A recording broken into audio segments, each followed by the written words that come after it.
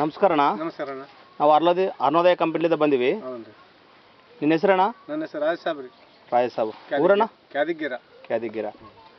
ಹೋದ ವರ್ಷ ಏನೇನು ಬೀಜ ಇಟ್ಟಿದ್ದಣ್ಣ? ವಸುಂಧರೆ ಬೀಜನೇ ಇಟ್ಟಿದ್ವಿ ರೀ. ಹೋದ ವರ್ಷ ವಸುಂಧರೆ ಬೀಜ ಇಟ್ಟಿದ್ವಿ. ಚಲೋ ಬಂದಿತ್ತು ರೀ ಇಳುವರಿ.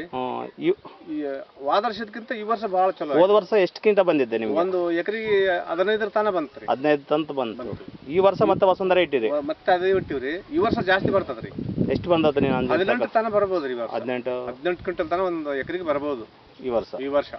ಭಾಳ ಚಂದ ಆದ್ರಿ ಬೆಳೆ. ಚಂದ ಅದ. ಭಾಳ ಚಂದ. ಬೇರೆ ಬೀಜ ಬೇರೆ ಇಟ್ಟಿರ್ತಾರವಲ್ಲ, ಅದಕ್ಕೆ ಈ ಬೀಜಗೆ ಏನೋ ಡಿಫ್ರೆಂಟ್ ಏನೋ ಅನಿಸ್ತಾ ನಿಮಗೆ? ಭಾಳ ಡಿಫ್ರೆನ್ಸ್ ರೀ. ಭಾಳ ಡಿಫ್ರೆಂಟ್. ಅದು ಏನು ಕೆಲಸಕ್ಕೆ ಬರಂಗಿಲ್ಲ ರೀ.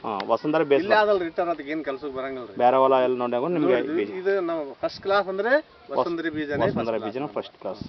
ಬೇರೆ ಬೀಜಕ್ಕಿಂತ ಇದು 1 ನಂಬರ್ ಬೀಜ, ನಂಬರ್ 1 ಬೀಜ ಇದೇ ಇಡ್ಬೇಕು ರೀ. ಆಯ್ತು.